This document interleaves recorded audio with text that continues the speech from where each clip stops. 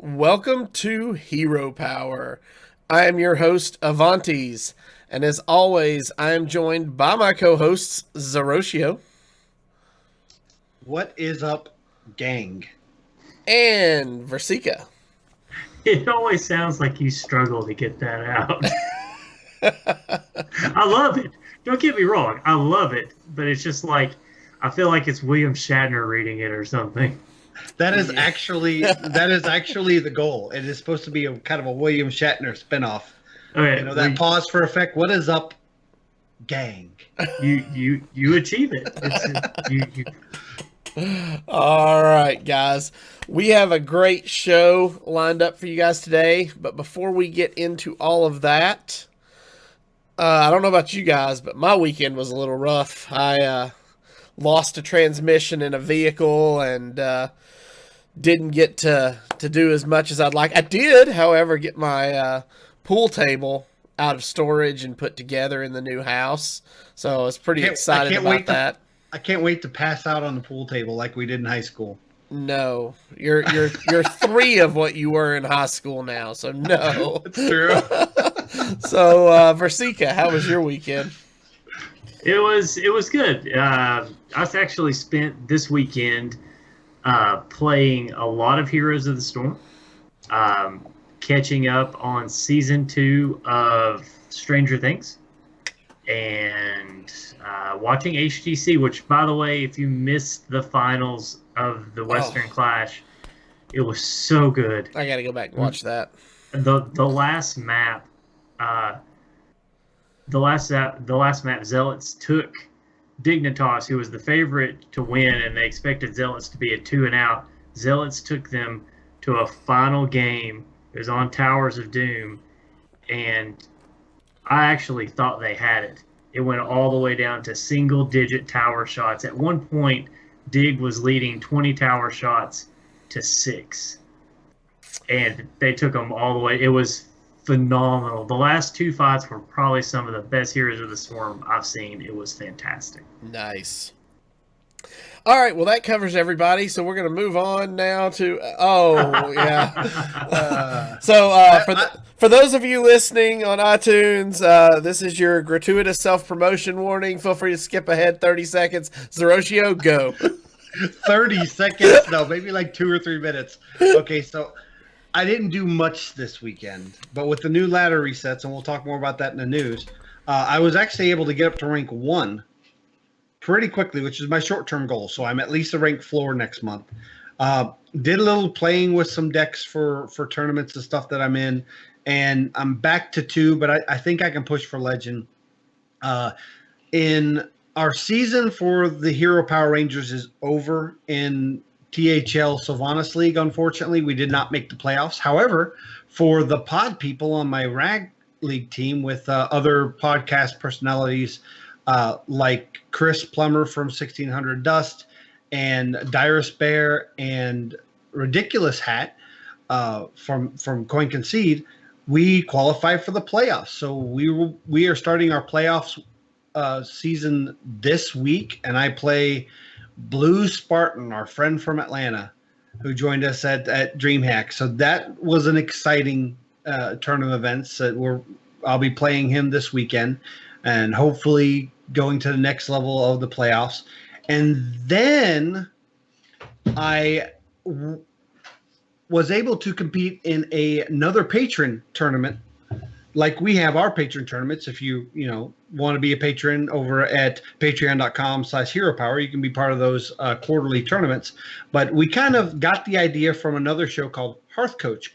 Good friends of the show, Fred and Dan, they throw patron tournaments every quarter, and I compete in them every time. And this is the 8th one. I think I've been in 7 of the 8, if I'm not mistaken. And I have won in the past, but this marks my 2-time championship because I won the tournament this weekend and was able to follow up that win with a guest spot on Hearth Coach, where we played my Hunter deck that I played and dominated the tournament with. If you haven't checked out that episode, I think it's episode 162 of Hearth Coach. It should come out this week. You can hear more of me if you love hearing my voice and hear me say that I'm the champion at least a half a dozen to a dozen times. Nobody expects Katharina Hunter. No, it wasn't. I mean, well, Katharina was in it, but it wasn't your true greedy Katharina build. It didn't have the Charged Devil Swords. It just had top really strong, the Violet Worms and high mains. But I actually had a King Crush Lethal out of hand, and King Crush does work in that deck. I actually have had it work for me quite well on the show. We played it, and Dan was able to get a King Crush win with it. If you don't know the format of Hearth Coach, Fred and Dan bring a deck on, and Fred is coaching Dan to hopefully become Legend. And if a guest comes on, a guest brings a deck, and he helps coach Dan as well to get some wins. And we went 2-1, and it was really good. And Dan likes the deck, so he's probably going to play it some more. So it was a good episode. I did that last night. And I had a really eventful Hearthstone week after tough few weeks in the past.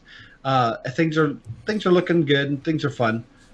If you're also interested in seeing that Hunter deck list, I will get Zeroshio to post it in our hashtag Decklist channel on our Patron Discord, which you can get access to for as little as $1 a month. So, all right. Speaking of $1 a month, do we have any new patrons? We do, in fact, have a new patron this week. We want to say welcome and well met to Mark Braswell. Thank you for your patronage.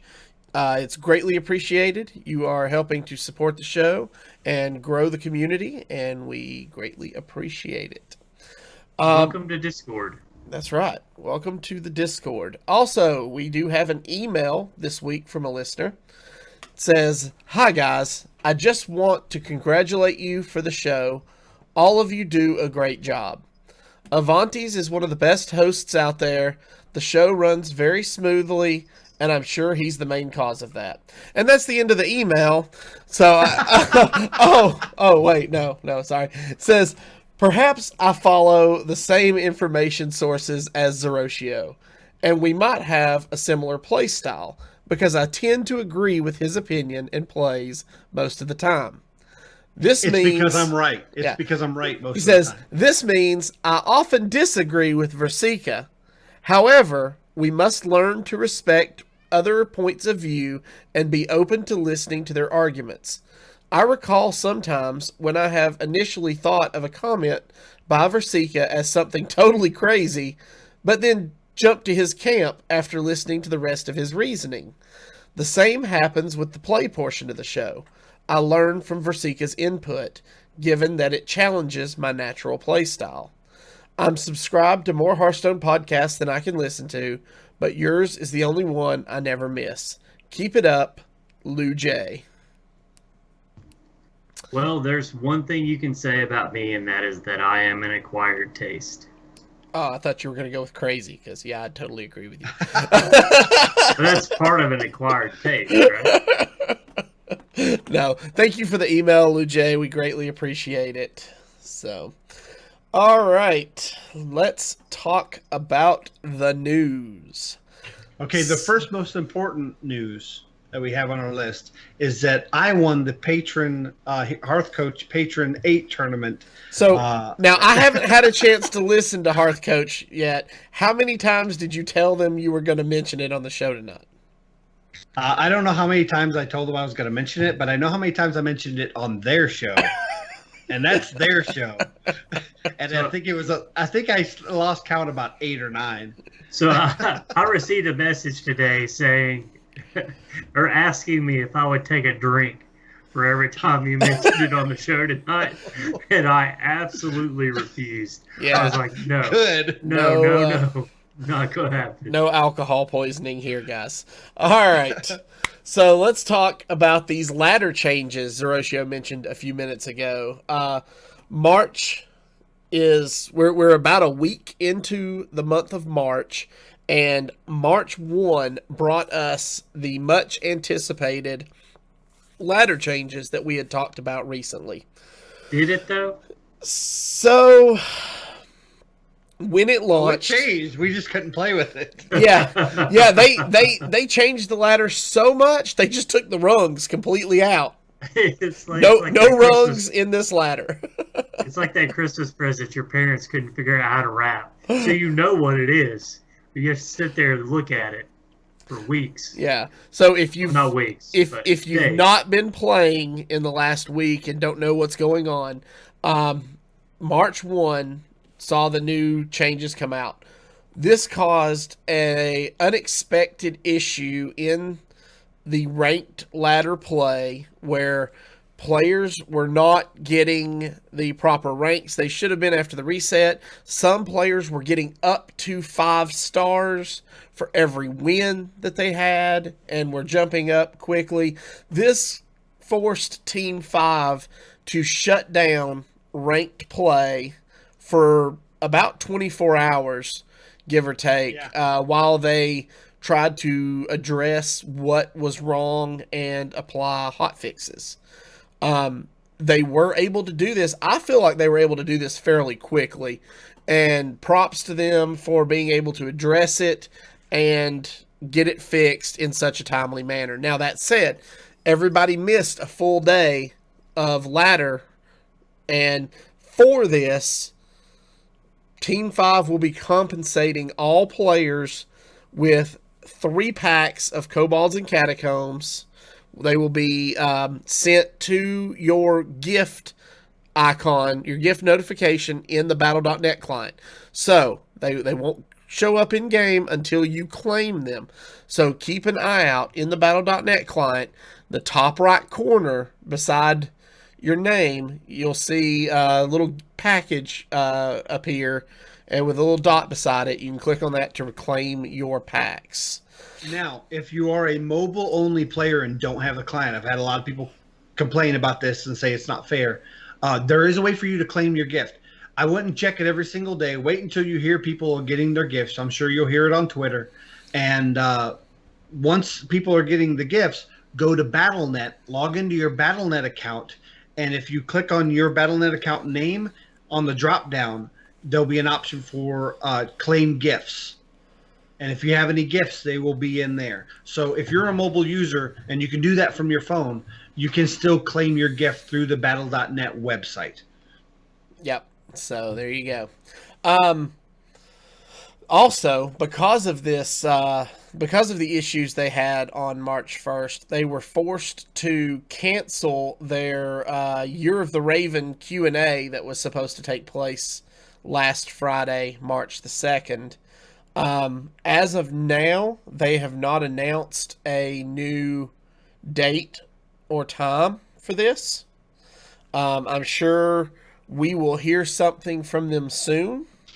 Yeah, and see, on that note, I expected more news this week about the expansion and whatnot, but after this fix, and they had to they didn't say reschedule, they said cancel right now.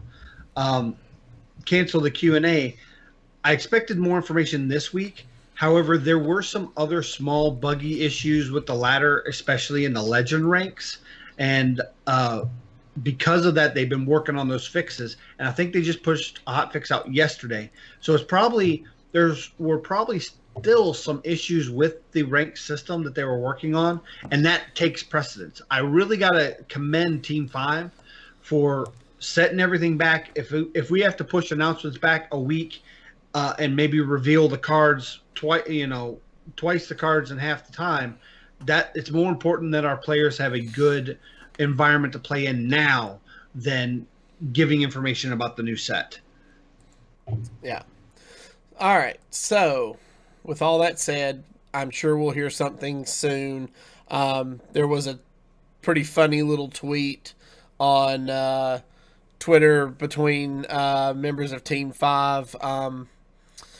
Dave Cossack said he found a perfect time to take some vacation, get a little R&R. He was going to go camping, and Ben said, "Oh, make sure you bring back the expansion. We're supposed to announce it this month." So I don't think he's actually on vacation. but we saw kind of like a billowing smoke behind him, almost like a volcano or something. I'm wondering if that's maybe a hint to the set. I don't know. So you we'll get to that. We've got one other thing. Well, no. Yeah. Yeah. Okay. We'll just stick to the show notes. Well, before we go to the next announcement, I did want to mention that some people did get extra stars on their ranks after the fix. I didn't. They did come out, and there were people that brought it up on Twitter, and basically it was brought up that they saw some accounts were spending a lot of time playing during the time it was down, and they just kind of averaged what stars you would get. Now, I was playing, but I didn't play in casual. I played in the brawl. So maybe that didn't count towards their numbers, and that's a possibility. But I have heard of some people that were legend starting as high as rank 1.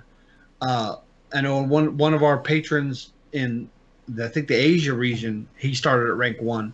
But he also was playing on that server when they had the issues. So that may have been why.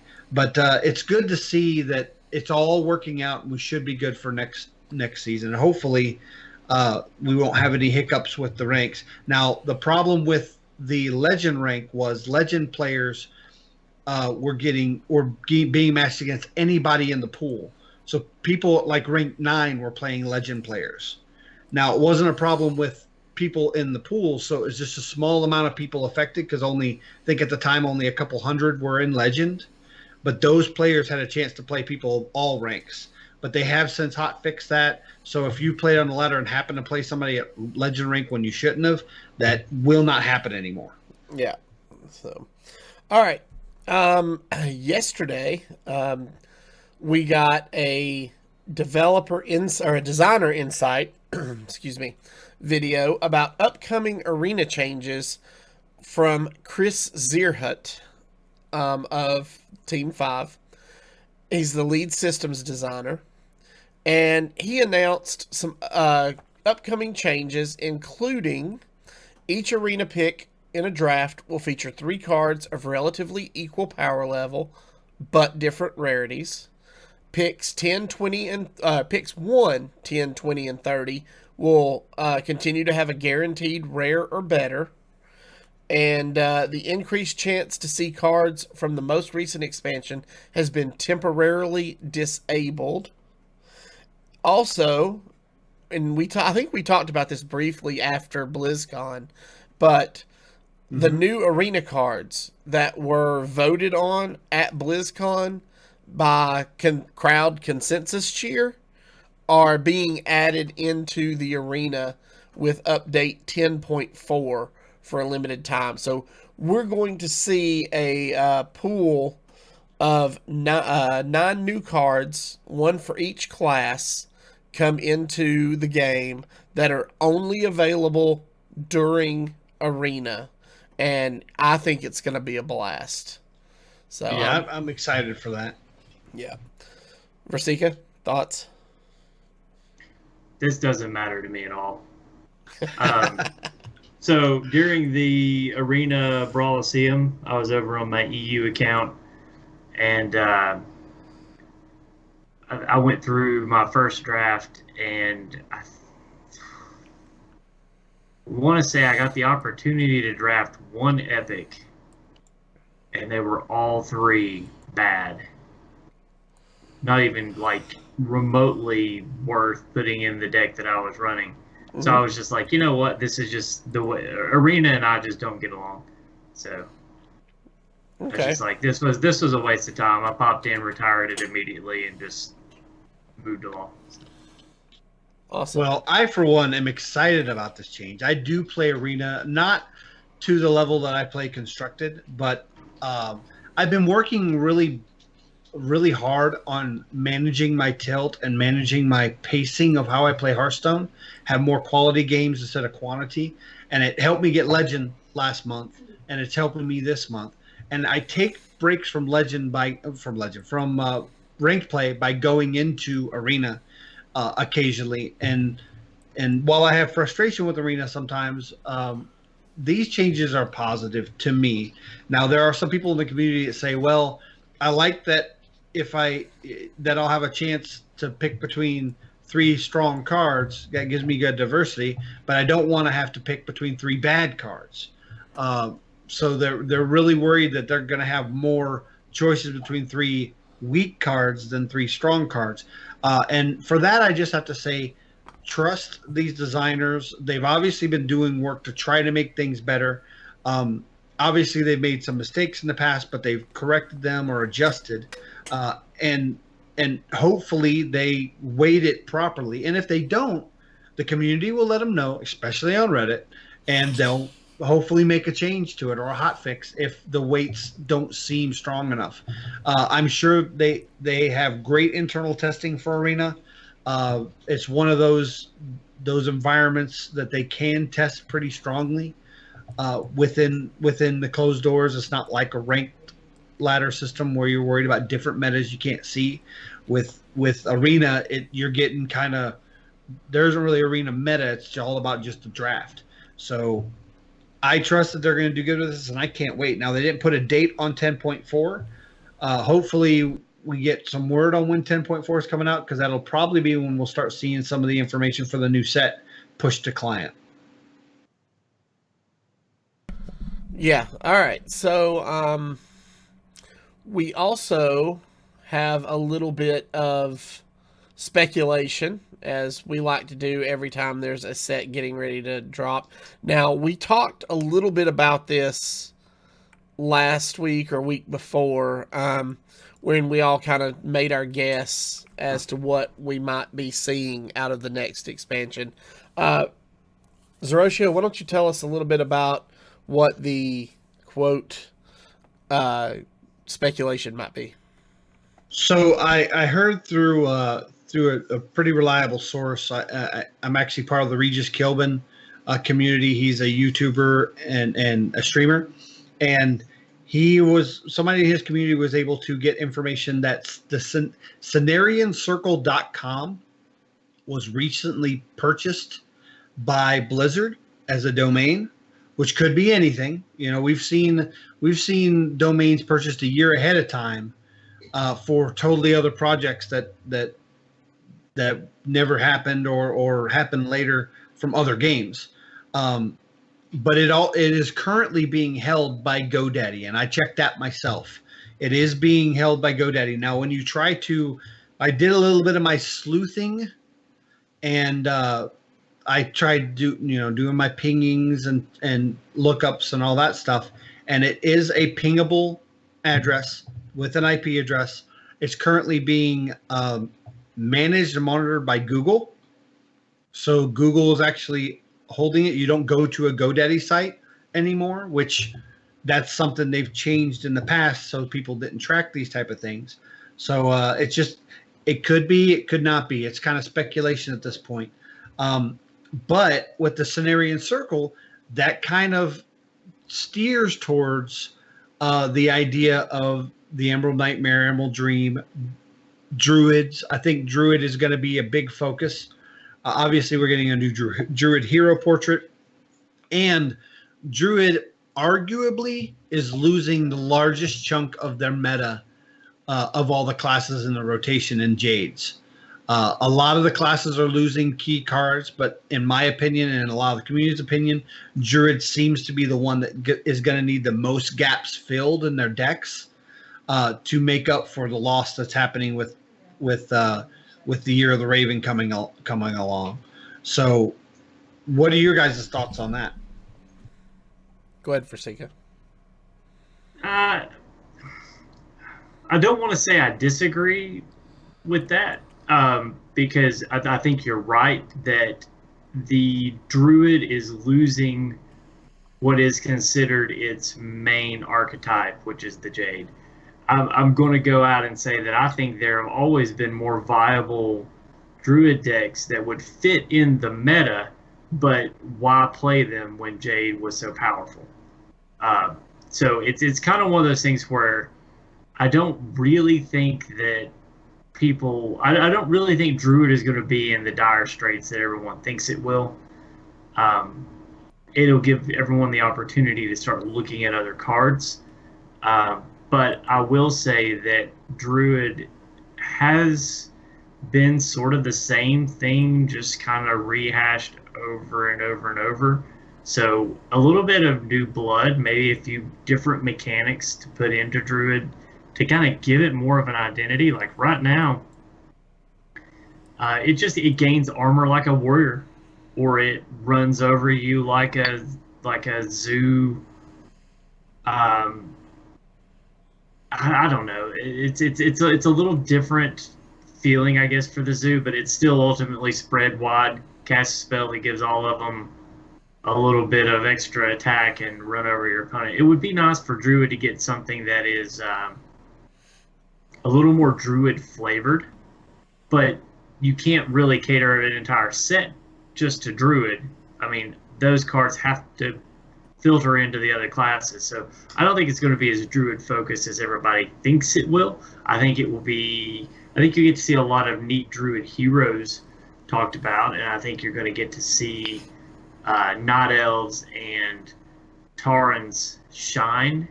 Draenei probably looking. I would anticipate Draenei being more into the Paladin and Priest. Yeah. Mm-hmm. But I think Druid, the Night Elves, kind of pushing into everything else. I think it's going to be a very Night Elf Tauren heavy expansion. So what about Moonglade? What about Moonglade? Wouldn't it be cool? Wouldn't it be? I mean, we're talking Lunara. We're talking, something that looks Emerald Dreamish. Yes. I don't know. We'll have to wait and see what Blizzard announces later this month, because there will be an announcement this month. We just don't know when yet. Yeah. So remember too that the Green Dragonflight had quite a bit to do with the Cenarian Circle. Yes. So it would not surprise me to see the Green Dragonflight really make an impact on the Druid and Shaman side, which is something that we've not really seen. We've not seen much of the Green Dragonflight. You see the Emerald Drake, which is only a card you can only get from Ysera, and then Ysera, and really that's kind of it for the Green Dragonflight. So, speaking of, do you think there maybe we'll get a new version of Ysera, similar like we did with Rag Light Lord? It could be. It depends on at what point in lore they want to pull. Because, it's spoiler alert, but if you don't know by now, Ysera's dead. So, could this be a rebirth of sorts in the Hearthstone lore, or... They've proven that they have taken things from past, present, and future of lore. They've made their own lore up with it. Right. So you might have a spirit of Ysera. You might... and that's what I think we'll end up with. Maybe Ysera in a human form. That would be really interesting. It would be neat to see. It would be neat to see. It would be neat to see some of the other Druids get some play. If you're not going to make them into playable avatars, then I would like to see some of those Druids come and be made into legendaries. Yeah, and that's something I was going to bring up. Is I think if we're going to delve into the lore of World of Warcraft, especially with something as iconic as the Dream, whether it be the Emerald Dreamer or Emerald Nightmare, you're going to have some iconic legendaries, and I think we've missed out on some iconic legendaries lately. We've had really solid legendaries and very uniquely thought legendaries, but a lot of them have been created kind of from the Hearthstone mythos or from the storyline or just from the theme of the set, and not so much from the lore. And I'd like to see more lore-based legendaries like a Deathwing, a Tyrion, a Cenarius. I'd like to see a new Cenarius. I think we will see a new Cenarius if this speculation is accurate. I'm really excited. I didn't play Druid a lot in World of Warcraft because it was a fairly complex class for me to play. I like just pointing my arrow at things and shooting it in World of Warcraft. So I played a hunter. I just smacked my face against the keyboard and win everything.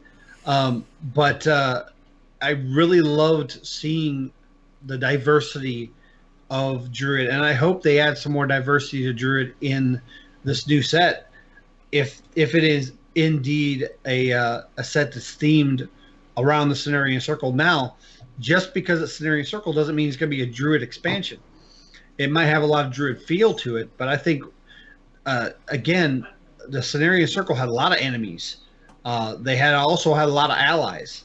So you're going to see, you'll probably have demons in the mix, elementals in the mix, your beasts, of course, in the mix. You're going to have lots of variety of playable type of characters. And not to mention, usually where the Cenarian Circle is, not too far away, the Nessingwary is. So we might see another unplayable Nessingwary card. Yeah, so we'll have more information as it comes to light. We will definitely be talking about it once Blizzard announces it. So stay tuned. More to come. One other bit of news that I want to talk about that is not in our show notes this week. Dun, dun. Oh, this weekend. Yeah. So this weekend. We need a tangent alert. Yeah. This weekend is the North American Hearthstone Tour stop, EGLX, in Toronto, Canada. So if you guys are going or are in the area to be able to go check it out, they will be running events all weekend. Nimsy will be available. The Power Core card back will be available. And the Fireside Friends card back will be available for all attendees who go and compete in a side event or just go and hang out and play in some sort of Hearthstone related event. So you guys can go, have a good time, watch the tournament. I know there are a lot of pros that will be playing. There are also a lot of amateurs that will be playing. There are going to be a lot of content creators who are participating. Jocelyn Moffat from The Angry Chicken will be playing in, nice. I think this is her first major tournament. So, well, I believe she went to DreamHack Montreal. Okay. So maybe, I believe this will be your second. Yeah. So yeah, go out, support the players, get your card backs if you don't have them, and just go have a good time. Play some Hearthstone with some friends. Yeah, I believe Matt at Arms in our Patreon only Discord that you can be part of if you go to patreon.com/heropower, where you can talk to our patrons, and you can even talk to the 2-time Hearth Coach patron champion, me, Zoroshio. Matt at Arms said he's only 3 hours away from the venue, so he may consider going. So it's really neat, the location. Those that are up in the Mideast and in the eastern northeastern United States can go pretty quickly.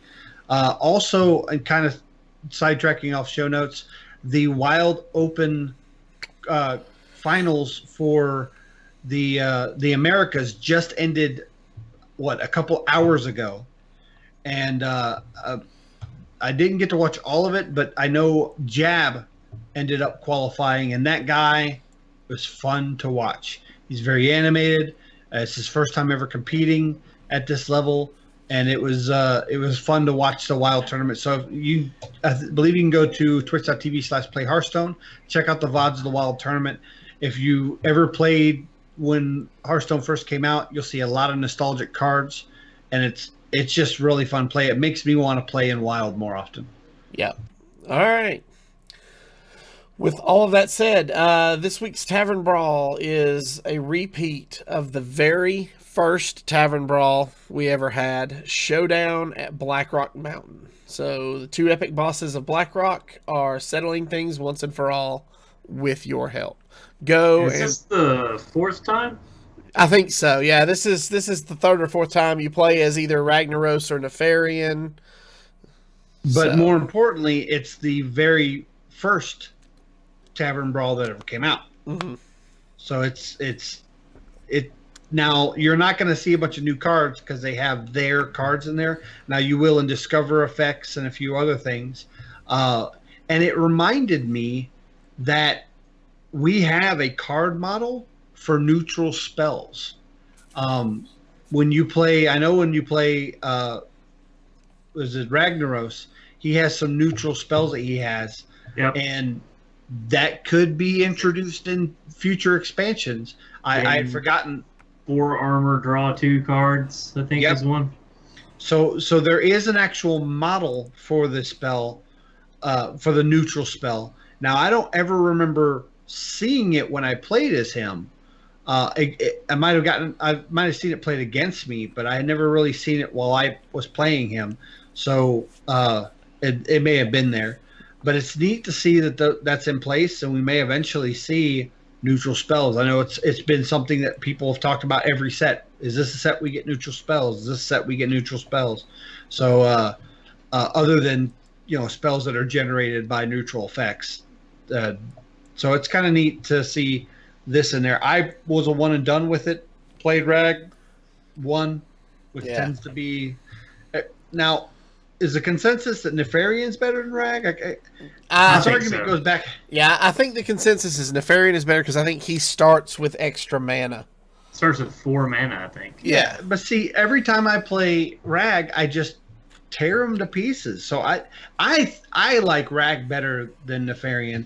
I know once you get your weapon charges gone and can use your hero power for 8 damage every turn, the game snowballs in your favor.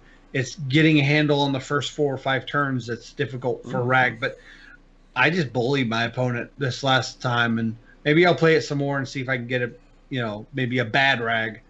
So far, in all the times I've ever played this, Rag's my favorite, and I win every time. Cool. All right, so that brings us to this week's deck. This is a Control Shaman deck that we are going to check out this week. I can't remember where I got this. If anyone in chat recognizes it, I would love to give the person credit. I saw it on Twitter, and the original deck name was I See You, Ben. Oh. Hang on. But I don't remember who this that was. This was in UHL, I think. No, it was against Ben Reddington, wasn't it? No, it was about Ben Brode. It was I See You, Ben.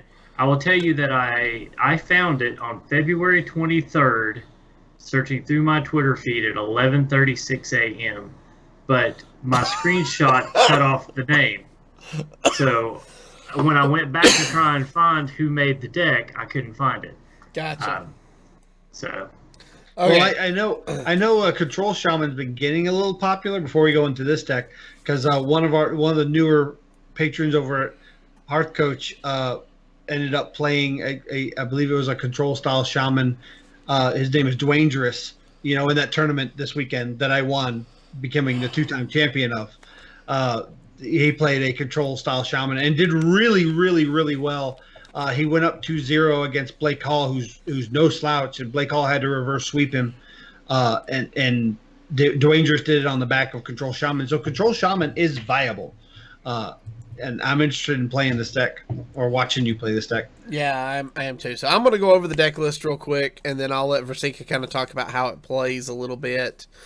And then we'll go from there. So it's 2 Ancestral Spirit, 2 Crushing Hand, 2 Devolve, 2 Jade Claws, 2 Maelstrom Portal, 2 Drakari Defender, 2 Flame Wreathed Faceless, 2 Jade Lightning, 2 Earth Elemental, 1 Furbolg Mossbinder, 2 Guild Recruiters, 2 Volcanoes, Aya Blackpaw, 2 Lesser Sapphire Spellstones, Alakir the Windlord, Master Oakheart, and 2 Snow Fury Giants.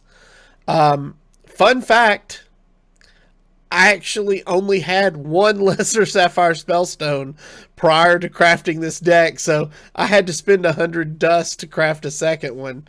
And I was just like, okay, I had everything else but a Sapphire Spellstone.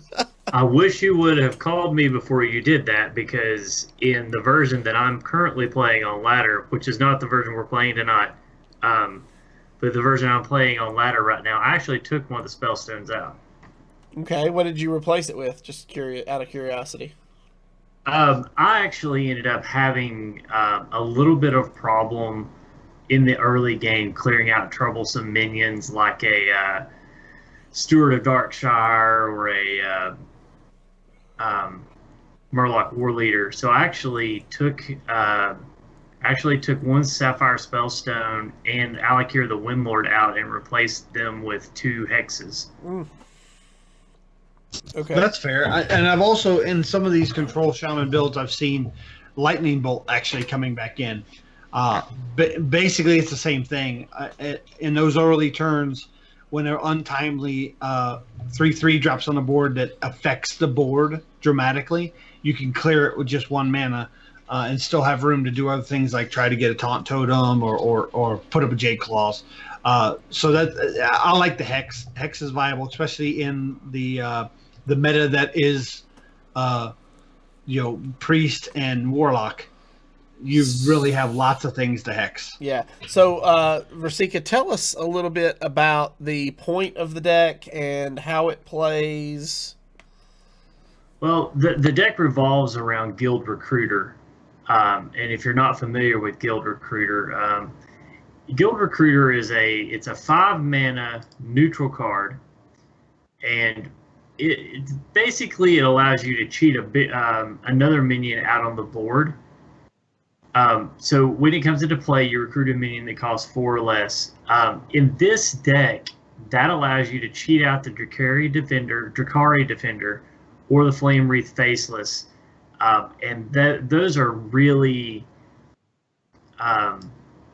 troublesome cards that need to be dealt with. The Drakari Defender is a 3-mana 2/8 taunt. Now, normally it comes with an overload of 3. It's 3 to cast, and it comes with an overload of 3. So that overload pretty much says you don't get to take your next turn. So your opponent gets a free turn to deal with it. But when it comes out on the back of Guild Recruiter, you get the Guild Recruiter on board. You get Drakari Defender to defend whatever else is on the board. And if you happen to lay, if you happen to lay down a Flame Wreath the turn before, or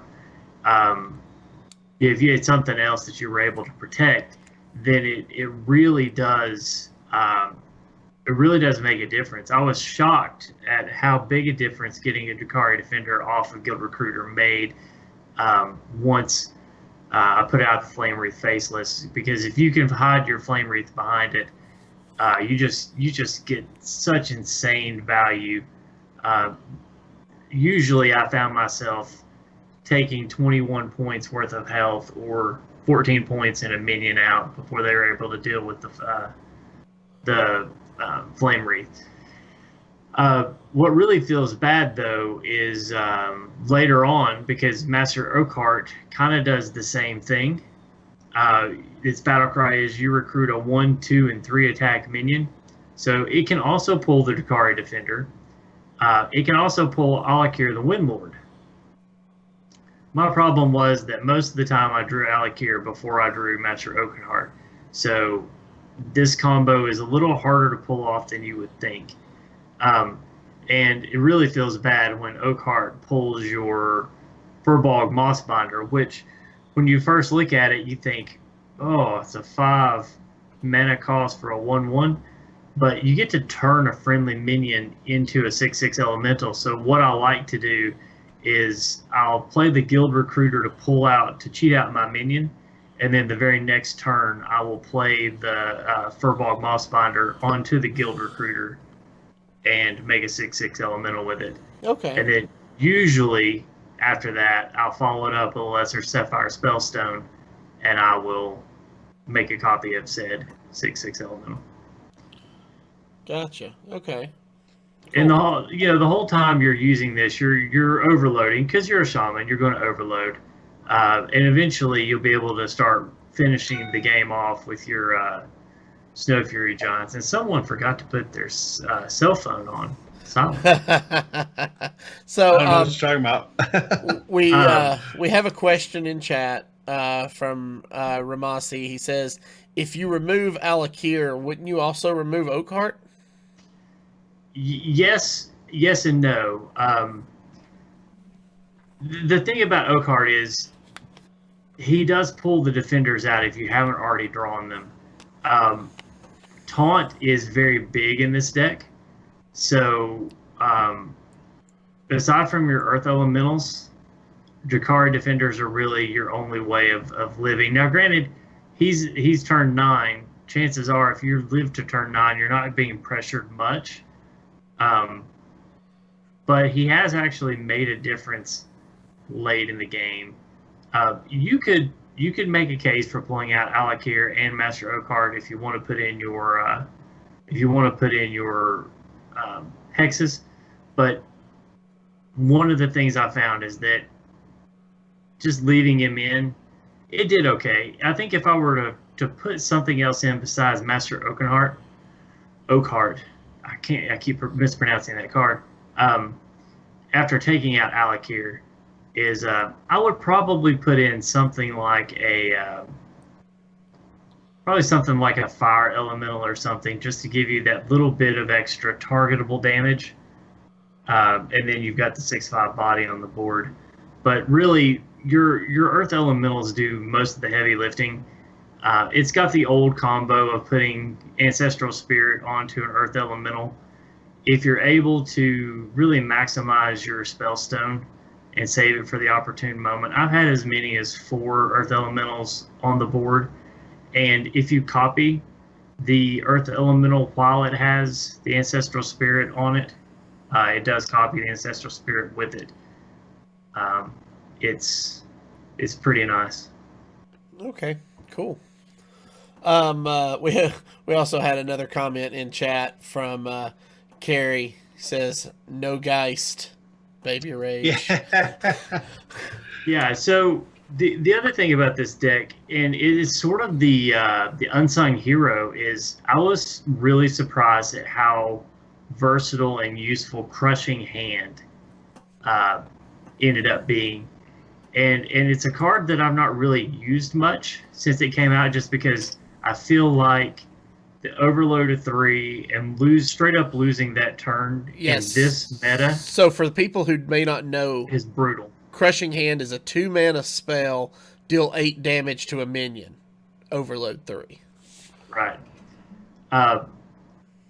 So you're not going to find many minions on turn 2 to come out that, you have to deal 8 damage. And, when I look at it, I'm just like, yeah, you could conceivably use that on turn 3, but really on turn 4 and turn 5 and turn 6, you really need to be putting out your threats. You need to be establishing board control with a shaman to use that spell during those turns, which I feel is where it got its maximum value.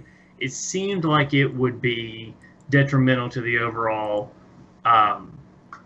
curve and rhythm of the deck, but it couldn't be further from the truth. It actually works really well with the lower casting cost defenders, and if you happen to have a Snow Fury Giant in your hand, it actually does quite a bit towards getting them out.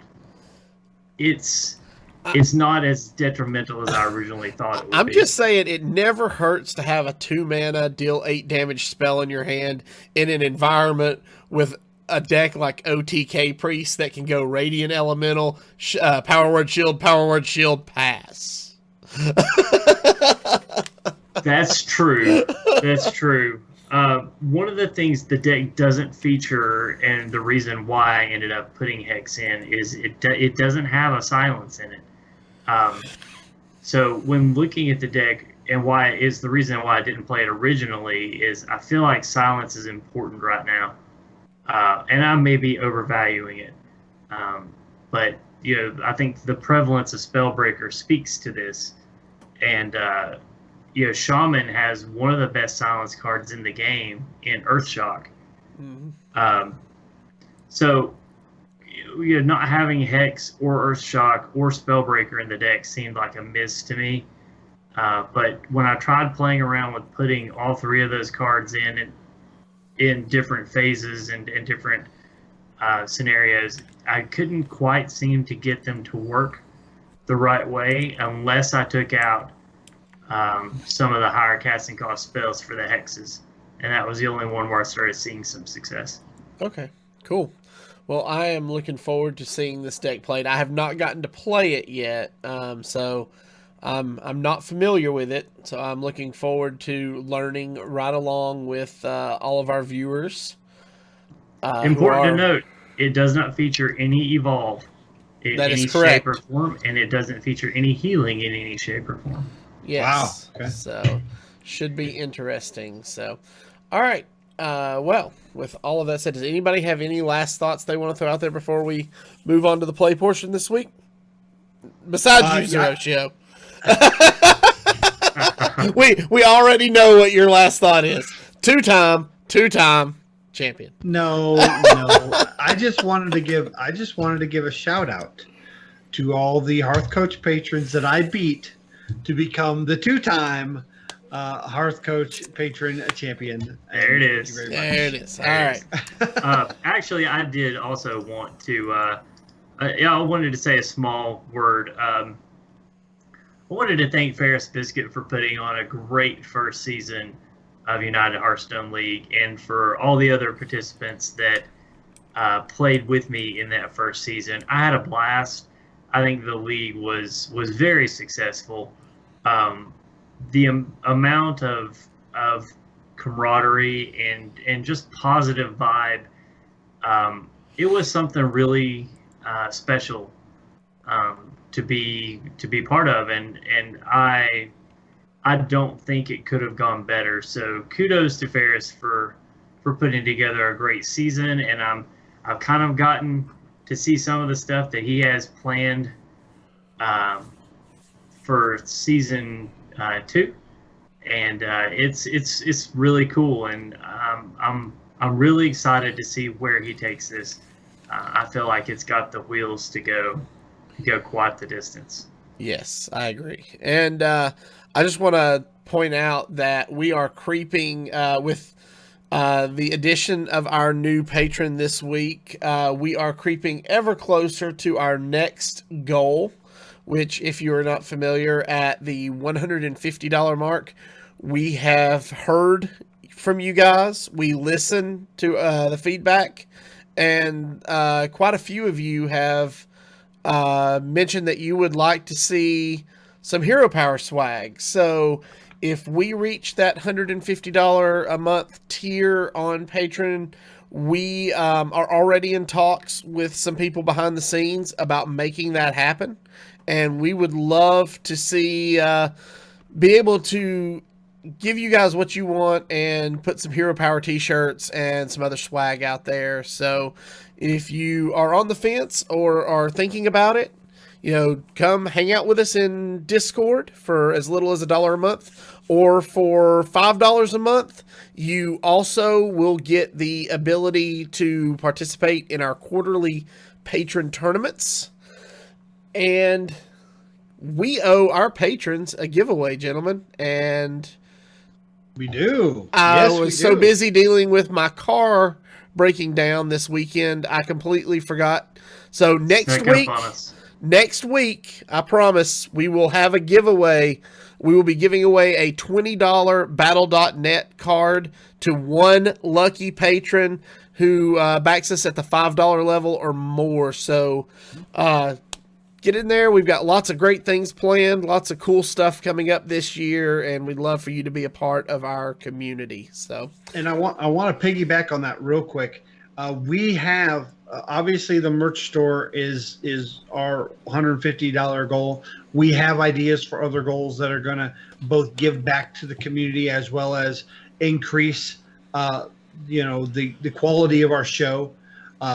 Also giving back to our listeners and our community. If you want to get in on that, please go to patreon.com/Hero Power and join us, join our community, and help us make it better. Yep.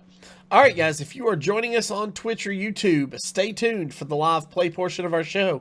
If you are listening via the audio podcast, we'd like to thank you for joining us.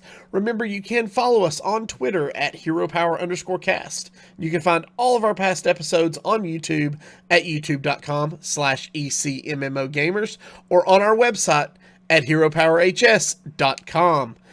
If you do enjoy the show and you would like to support it, you can and get access to all of those things we just talked about. As Zeroshio said, you can do so at patreon.com/heropower. And we'll see you all again next week. And don't forget to use your hero power to become 2-time champion, just like me. I have never been more happy an audio portion was over. Who says I'm done? Oh, all right. So, Rasika, you driving this week, I assume? Yep. I'm already in match. What? Oh, yeah. I've already found my worthy opponent. Spectate away, sir. Working on it. Sirs. Have to beat the spectate boss first. Yeah. Yeah. That's a wily one, tell you. All right, so in my hand I have Master Oakheart, Ancestral Spirit, Snow Fury, Giant, and Flame Wreathed Faceless. So what are you usually looking for in your mulligans with this deck? None of this. Since I'm coming up on a Warlock at this rank, most of the time it's going to be Zoo. So I'm probably going to pitch everything. You're looking for things that allow you to live. In this case, I actually probably am looking for a Drakari Defender. Maelstrom Portal. Maelstrom Portal, Jade Claws, Jade Lightning. Things that help me survive. Crushing Hand's not bad. Volcano's not bad. Having the coin helps with that. I just need to stay out of trouble for as long as I can. All right. So we drew Aya, we have the coin, and then we top decked a Lesser Sapphire Spellstone. So is this just a pass? Yeah, we definitely don't want to use the coin right now. We're going to save the coin for Volcano. Depending.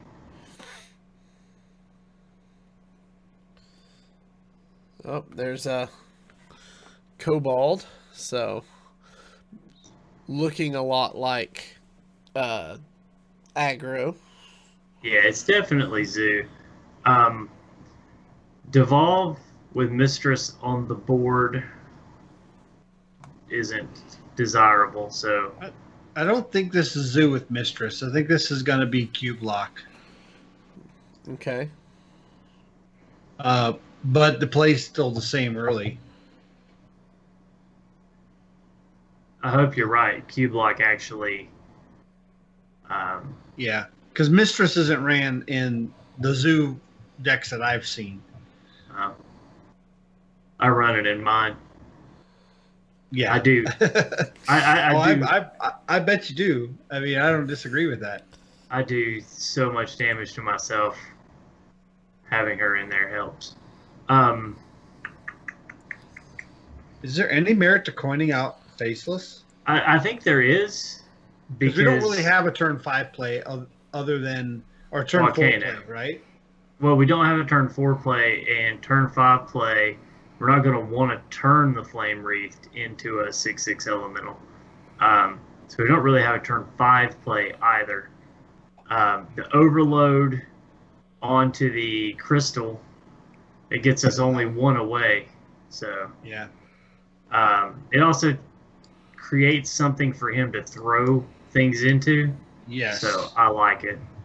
I expect we're going to see a double run-in Hellfire. That would be the obvious way for this deck to get rid of it. Malkazar, Zimp, Hellfire. Or the Tap. Spellstone. Oh, Life Tap. No. Doesn't have it. Doomsayer. Doomsayer buys him a turn. It also buys us a turn. Now we could just Crushing Hands it, right? And go face? Yeah, and that actually, I think that's fine. Because doesn't that set up for a better Sapphire Spellstone? It does. It does. So we upgraded the Spellstone. We'll go face. Next turn, we only have 2, but that's okay because we have our second Crushing Hands, and we also have Devolve if we get into trouble. Yeah, if we see a lackey here, we'll want to Devolve it. Because he won't have enough mana to Dark Pact it. There's a lackey. There it is. Yeah. Woo! So, the healing. Inked in chat says he misses Tunnel Jeff. Ooh. Yeah, I think Devolve. Ancestral Spirit is tempting. But, nice roll too. A 3/3 on the 4 mana. That's really good for us. He got low rolled. So this should be, as you were saying, Barnes. Into cube.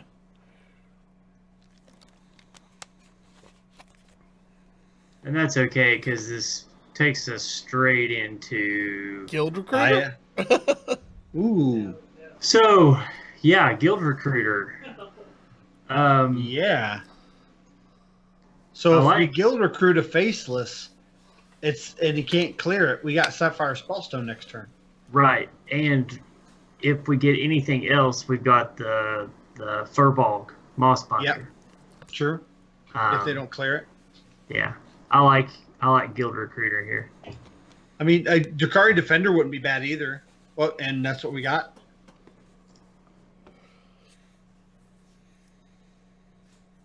You said Drakari killed chess bosses?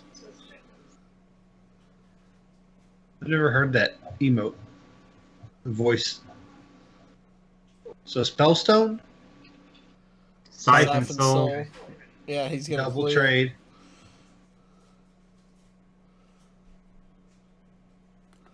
See, I'm totally okay with that. So now, what we can do, if we want to be greedy, is we can hold off one more time for Aya, and then next turn, Aya Ancestral? We can Aya Ancestral. I like that. This turn, do we totem full that Mossbinder? Hold on. But we could instead lay down Aya this turn, let him clear Aya with Barnes, and use the Mossbinder on one of the Jades, and then Ancestral Spirit that. The problem with that, I think you'll run in Barnes and Hellfire clearing the whole board. Yeah, I like Totem Furbolg this turn, Aya Ancestral next turn. Yeah, because the Aya Ancestral plays around the Hellfire. I like that play as well. I mean, he can still Hellfire here, which I expect he will do, but we'll get a better turn next turn with the Hellfire gone, with one of the Hellfires gone. Yep, and he top decked it too. So that tells me usually players like to play from the left to the right so that you don't see what they've top decked. So that tells me he doesn't have the other Hellfire. Oh man. So Aya Ancestral. Well, Aya. So if we Aya Ancestral and he just Void Walkers or Void Lords, we could copy our Aya. Yes. Yeah. That's sick. Please just Void Lord. Void Lord. Void Lord. Come on, you know you want to. Do it, man. All warlocks want a Void Lord. He's thinking about it. He's like, Void Lord contests this board. Clear the 1/1. Oh, he doesn't have the Void Lord. He's drawing for it. Well, he can't get it now. I mean, he can't put it out now. Right. So this clears one of the Ayas. We could still Ancestral Spirit and Sapphire if he doesn't clear the Aya. Yes, we can. Yes. This is so good. Is that what we do? Or Or save do the we Earth Elemental? or do we Spellstone Jade Claw? I think we Spellstone Jade Claw and then save our Ancestral Spirit for Earth Elemental in case he has an answer. That's fair. This allows us to push 9 damage to face now, if we want to do that. We could clear the Mistress, so you can't just double trade. We'd clear it with our face if we did it. Ooh. So I'm thinking we just go face. I think we're on the face plan here. I don't hate it. I agree. Because if he uses Gul'dan, all he does is get the armor. He Without pulls a up- taunt. Yeah, he doesn't have a taunt to put behind it. So If he finds some miracle to clear this board, which would be some kind of defile shenanigans, Alakir's lethal without a taunt on the board. yeah, There's there's the the Void Lord. Void Lord. I mean, but we have the crushing hands. Top decking Devolve here would be great. Oh, good call. You're welcome. Nice. No taunt? Yes. Good job. Good call of aunties. Usually I'm the one that calls the top decks. Good job. You know, as the 2-time Hearth Coach Patron champion, I'm good at that. But you did good this time. Yeah, we've had our fair share of called top decks in 123 episodes. Yeah, we have to make a montage of all of our called top decks. Oh. But I mean, you see the value, I guess, of Devolve there, and why when I was looking for things to pull out for Hex, why I didn't pull a Devolve. Both of our Devolves in that match were extremely valuable. The Lackey and the Void Lord. I'm really sad we're losing Devolve in the rotation. We're Because not. it's Mean Streets, isn't it? I'm pretty sure it's Ungoro. No, the icons look like knuckles to me. Yep. Okay. I'm looking at the card right now on the screen, and those look like brass knuckles. Let's see. Do we need Devolve this early? I don't think we do. Ancestral Spirit doesn't really help us much. Earth Elemental is no-go since we don't have the coin, and this is Priest. They do occasionally run Shadow Word Death these days. Yeah, at least a one of. Yeah. Yeah, Can the you only pitch evolve all? the only evolve card we will have access to is Unstable Evolution. Yep. Well, and Thrall. Well, yeah. Interesting. Alec here. Ooh, this is a heavy hand. Yeah. Luckily for us, most of the priests aren't super fast at this level. No, they don't get started usually till turn 4. Yeah. Once again, Drew heavy. Now that I think about it, it's possible Devolve may have been a keep just for the possibility of Big Priest. No, but this isn't Big Priest. Good call.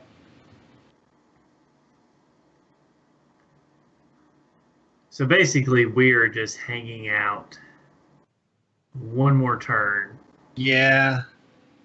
and we will absolutely Jade Lightning that Ascendant. Yeah, that's what I'm thinking. We almost have to Jade Lightning the Ascendant. And Hopefully he doesn't. He'll run the Ascendant into the Wrath of Air totem. Yeah. At least he's only got a 3/3 out. Now, we're playing a Rasika deck, so for Candyman, oh, he guessed it. Must have been easy. Must have been like Jade Lightning or Aya. Yeah. So we do the Ascendant, right? I think so. Especially since we got the second Jade Lightning for next turn if we have to. Well, what does he play next turn?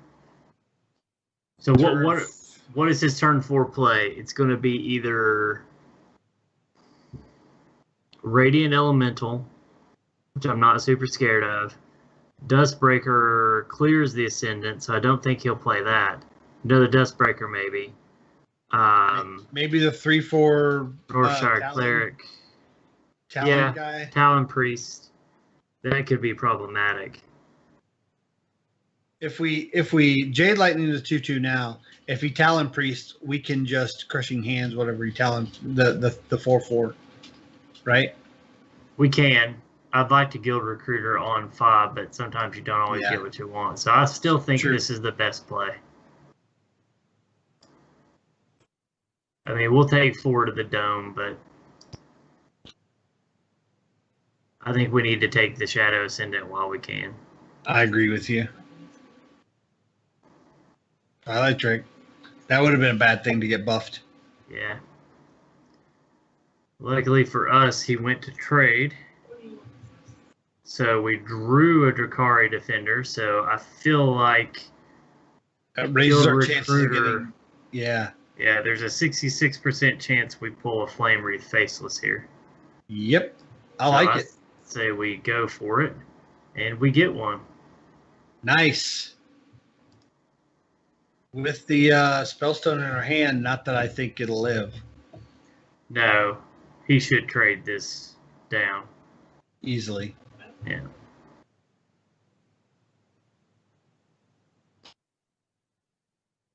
Spotful. Ooh, Summoner. Come on, Yogg. Yogg. Yes! It was Yogg.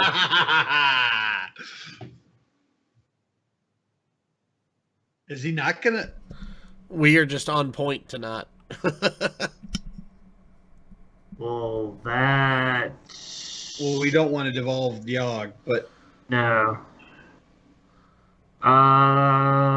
Okay. So... I say we clear the 4/6 with the Faceless. Crushing Hand the Yogg, and Jade Elemental on the Spiteful Summoner. I like that. The Jade Lightning on the Spiteful, you said? Yeah. Thank you for the host, Card Shop Talk. Awesome. Oh, Steven over at Card Shop Talk. Thank you.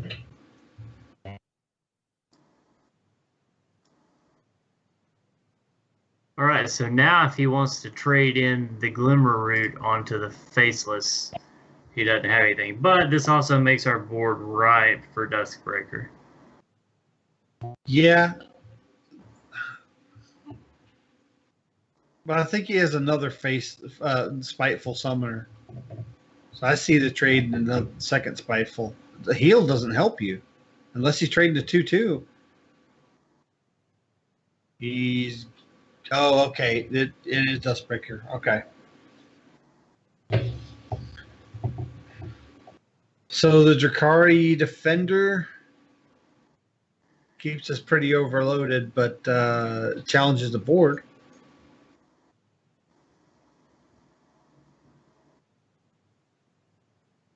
It makes it to where we can't Alakir next turn.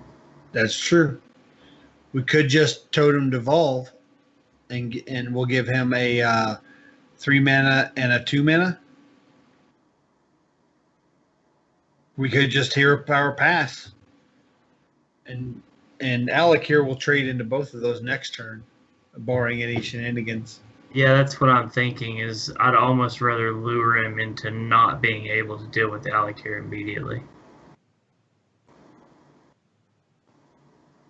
It's fair. Yeah, I think we'll just Hero Power Pass. Okay.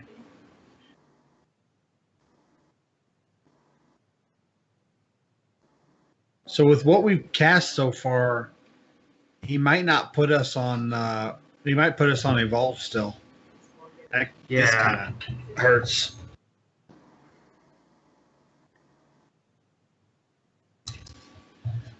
That hurt. So I think now that's had to have changed our play. I think we almost have to devolve now. Devolve into what? Earth Elemental? Yeah. Okay. What do you think? I like it. I like it. Amontes?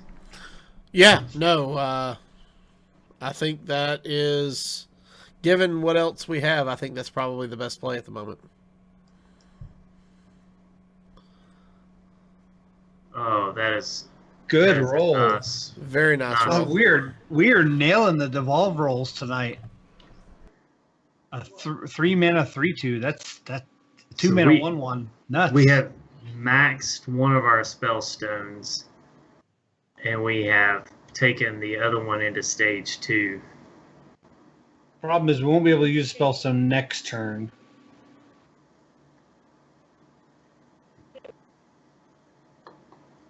Oh, he took the devolve. Oh, he's got to get rid of that. You Yeah. don't want that on the board. Another Dustbreaker. Attack first. No. Talent Priest. Okay. I had a feeling he had a Talent Priest in his hand. He's kind of telegraphing. Wow, he is nailing the Cleric heals. Really love a volcano right now. I would agree with you. Aya's not terrible.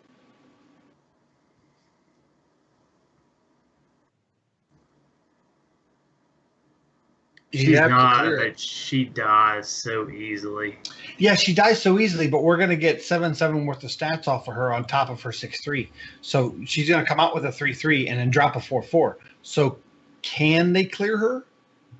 I think they can. I mean, they only have 3, 5, 6, 8 attack versus 10 total health. Yeah. They may leave her alone. It may That's prompt true. a silence. Master Spell would probably be his play if he had it. Right. Master Spell. Who runs Master Spell? If Rasika read it when it wasn't cool. I always have a master spell in my priest deck. No, I take that back. I almost always have master spell in my priest deck. I actually have run a couple where I don't have it. Song Stealer. That's still not bad. It takes quite a bit off the board. Master Oakheart doesn't get any value, right? No, not until we draw a furball. It gets a Drakari Defender. Well, I mean, It gets a Drakari, a Furball, and a Guild Recruiter. because we already have the Alakir in hand. Right. Which was what it's what Ramasi was saying in chat earlier. Yeah. Yeah, that's the only thing in this deck that kind of looks out of place for me is the Moss Binder. But I see its uses. So what about rolling for spell power and trying to get... Well, what does spell power do? It just gets one extra minion, doesn't it? Yeah, but I mean, do we really have anything else? We could Totem, Maelstrom Portal, Drakari Defender, soften up the board for Alakir next turn. Well, if we Alakir this turn, we could clear the Burlock and the Cleric, and that'll keep him at a 3/4. He might have to trade in the Song Stealer to clear Or it. we could not go super greedy and we could Drakari Defender and cast one of our spellstones on it. I like it.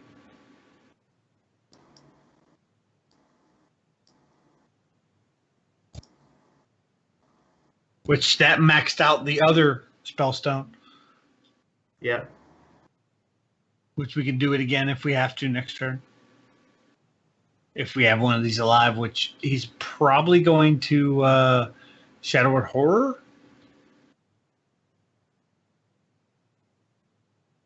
Well, actually, no. Shadowward Horror is not going to be in this deck because it's Spiteful. No. Right. Yeah. Spiteful only runs 2 spells.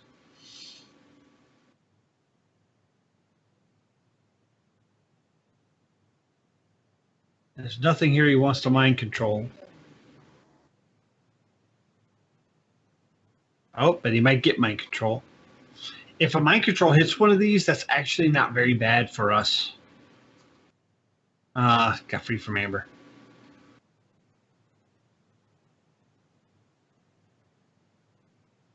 There's a Flame Wreath. Can he get through the 2/8s to kill the Flame Wreath? I don't think so.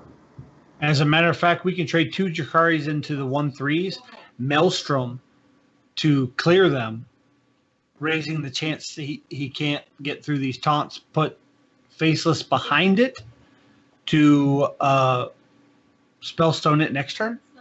Yeah, I like that. I like that.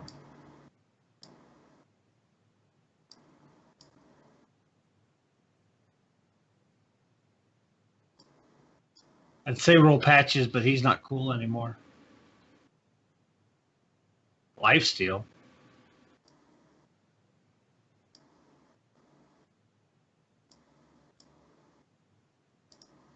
So I think that's the first time we've hit him all game. Yeah, problem is it's probably going to be mind controlled. 7/7.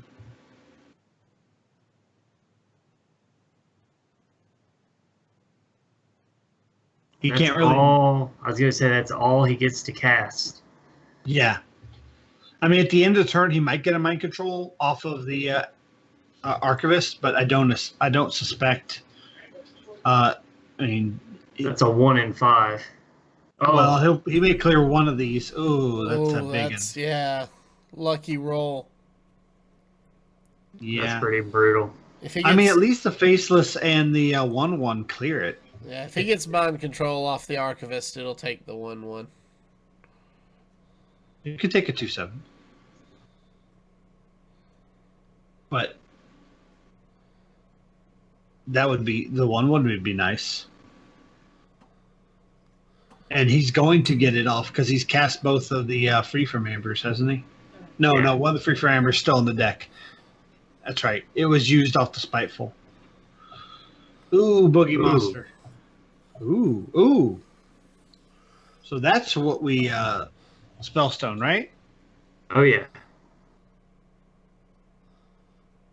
The problem is, are we dead? Run the 7/7 and the 1/1 in to clear the 8/8 taunt. That boogie monster's going to get big. Yeah. Yeah, but I like going ahead and Snow Fury Giant and copying it, clearing the 8/8 with the 1/1 and 7/7. And then if he doesn't develop well, then Alakir could clear the minion to allow us to have lethal with the 3 Snow Fury Giants, possibly.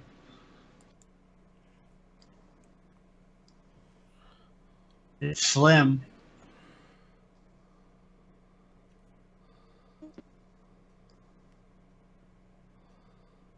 Because I don't think he can push through and get lethal.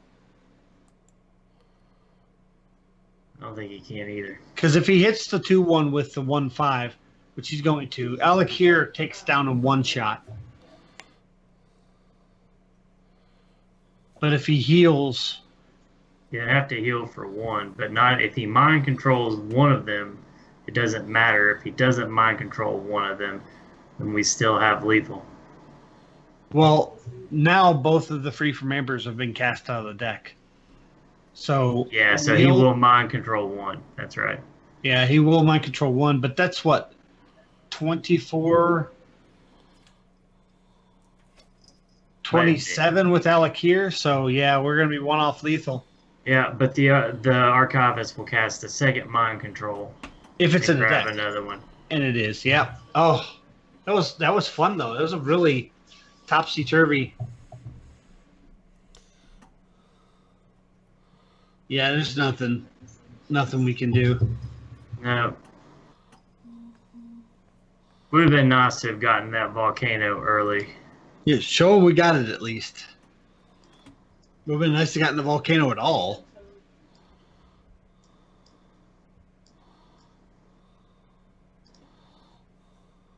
That's some crazy damage that this deck can do.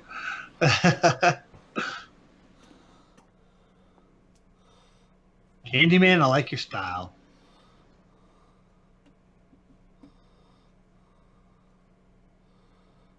Of course, right now the big popular thing is the combo deck.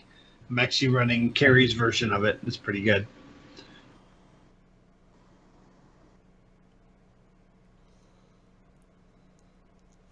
One and one. Got time for one more real quick? Yeah, I do. All right.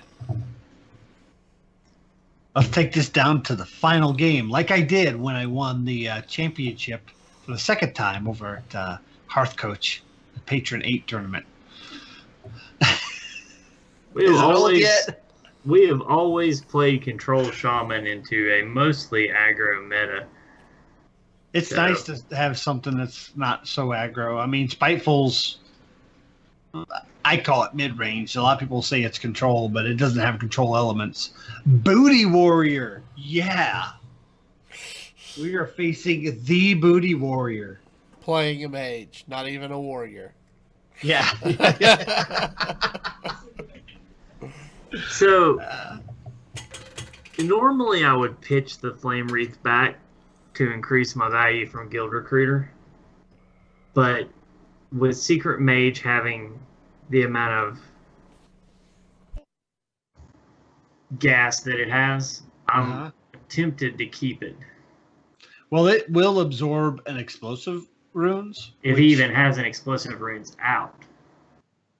If he doesn't... If he has one out. If he doesn't, that's great. Yeah, if he doesn't, and we end up trying to coin this on 3, and we get through the secrets, he's going to have a hard time dealing with it.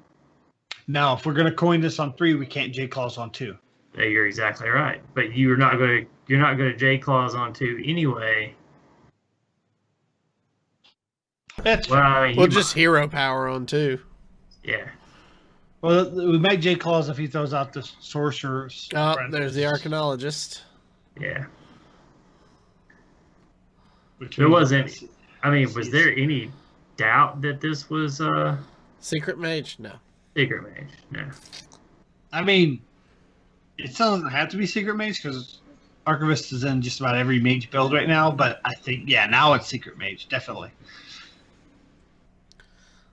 So, coin will at least pop the counterspell if it's a counterspell. Right. It's not.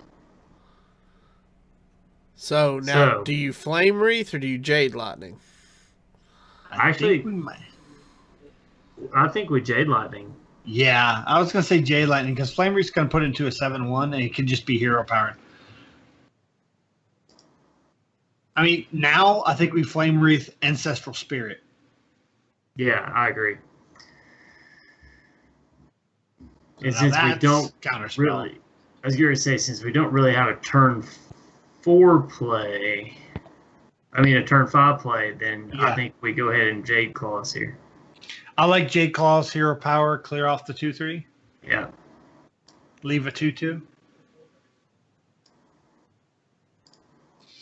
There have been some that are running the Potion of Polymorph. So it's a possibility it's Potion of Polymorph. Either way, you have 1 health minion. Yeah.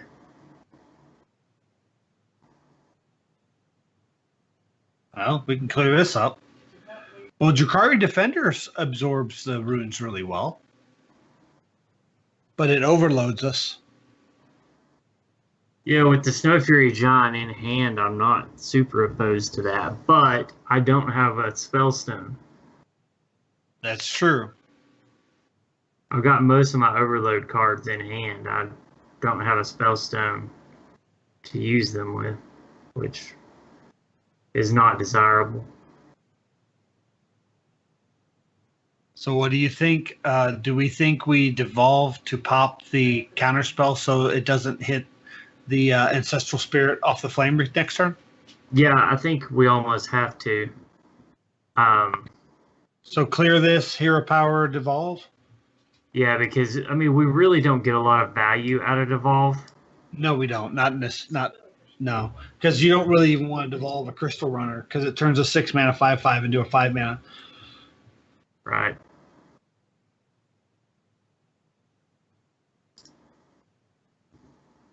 And this allows us to Flame Wreath Ancestral Spirit next turn so that when he does kill it, it puts it right back out. Right.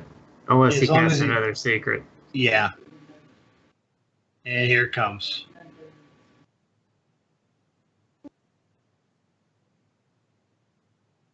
I mean, they do face.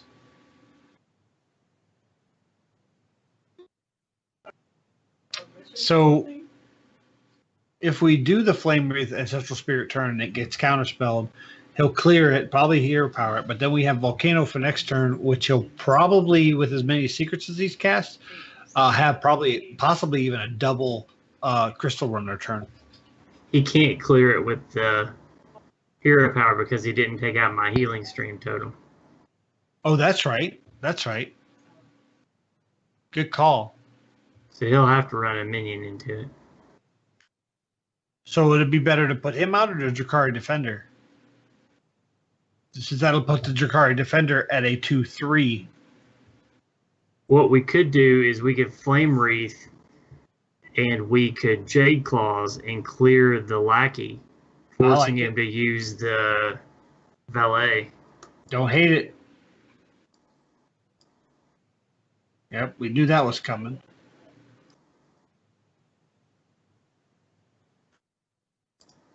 Giving us a 3/3 on the board, too. Yep. And if he doesn't clear this in one way or another, it's going to keep getting healed. Right. He's on the face plan now. Yeah. And there's a Crystal Runner. So we haven't popped the counter spell.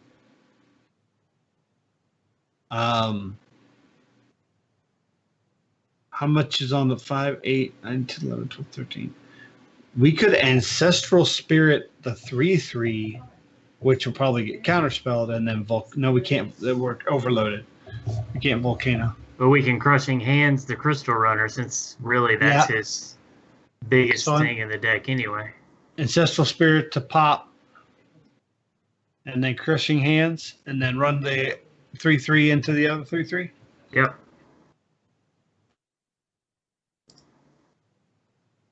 Like it.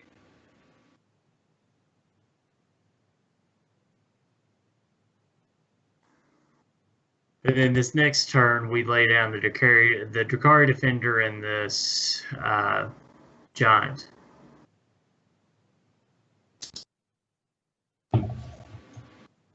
Yeah. I mean, we'll take 3, but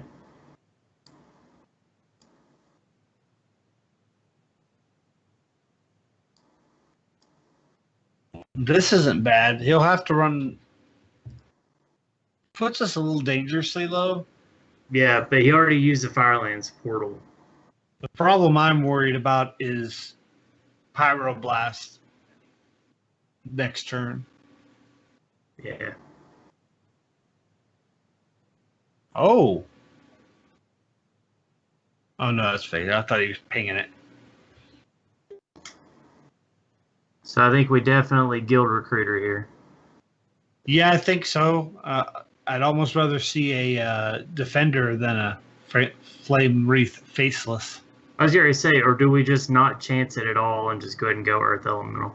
We could just go Earth Elemental and go Face. We got to get the damage because we're on the clock now. Yeah. He's got 2 cards in his hand. Fireball, Frostbolt kills us. Pyroblast just kills us. Oh, no Pyroblast. No, but he Primordialed. He could. Into a secret, okay. But that's not good. Well, one is from his deck, and if I know the deck well enough, one of them is Ice Block. Right. So the other one could be anything. Maybe we test it with a yeah. Okay, so now I think we run the Giant into Face. Yeah. So it proxy the Vaporize. Yeah. That way we don't lose the taunt. Yeah, he snap picked that. There was no way it was anything but Vaporize. Yeah. It was Vaporize or possibly Ice Barrier. That's the other option because that basically does the same thing. It negates 8 damage.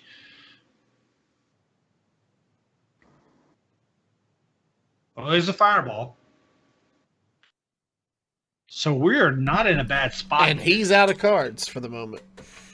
So we can now face Volcano into Guild Recruiter. I like that. Face That, Volcano. and if this grabs us a Flame Wraith Faceless, we set up, well, pop in the block. Oh, Mirror Entity. Oh, nice. That wasn't expected, but that also oh, proves that he didn't have ice block, so he was just straight up dead. he Unless was he Yep. drew. dead. So he had the Mirror Entity in there instead of the ice block. Okay. I've seen some without the ice block, but a lot of them run the ice block. You see that last fifth slot, either ice block, Mirror Entity, or Potion of Polymorph is usually what I see. Yeah, Ramasi says he misplayed. So that was, I love it. Two wins. That's a fun deck. I like it a lot. So And it beats Secret Mage, which And it Secret Mage beats is really Secret strong Mage, right yeah. now. Yeah. Yeah. So all right. With a little bit of luck. A little bit of luck. Yeah, we drew low once we got in, and that helped a lot. Yeah. So And all as right. you can see, we spent most of the game overloaded. So normally you've got a spellstone sitting in your hand, and you We saw, never saw a Spellstone. Yeah. right, but you saw in game 2 how powering up that spellstone and waiting for the moment to use it is super important. I mean, we just were against somebody that runs mind control, Yeah. which is not something you're always going to see. Right. Any other deck, we would have won that. Yep. Minus a control warrior playing Brawl. Maybe. Yeah, Yeah. no, that was good. I enjoy it. I will definitely be playing some of this deck later. So, all right, guys. Any last thoughts before we wrap up the show tonight? No. I'll go first. I'll No. go first. No, I just no. I'm going to go first. I'm going first. I just want to say that if you hadn't heard, Zeroshio is the two-time Hearth Coach champion. All right, go ahead, Zeroshio. See, I wasn't going to say it because I was going to actually make a time that I'm not going to say it. So awesome. I do want to give a shout out to the guys at Hearth Coach for running the tournament and for doing just a great podcast and allowing me to guest.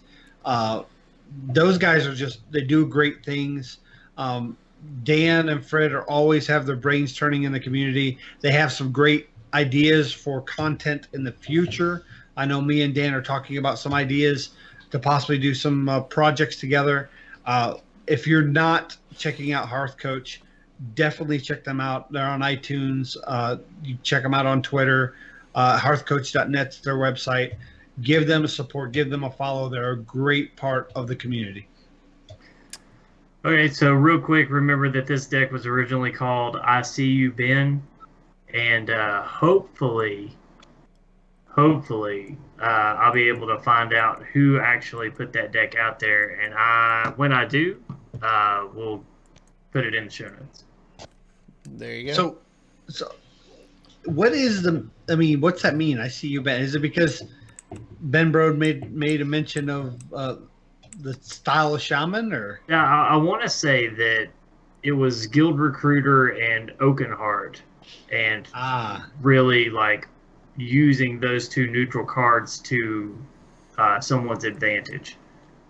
In a class that would not be necessarily expected. But then again, this is the type of deck they debuted on the play session for when these cards came out. So, but remember that out of all the spellstones, I said that I liked the Sapphire Spellstone the least, and this just goes to show that it's still in the right deck can be very powerful. yeah, which is amazing to say considering you have such a fondness of Shaman and finding creative ways to use cards that aren't the most popular.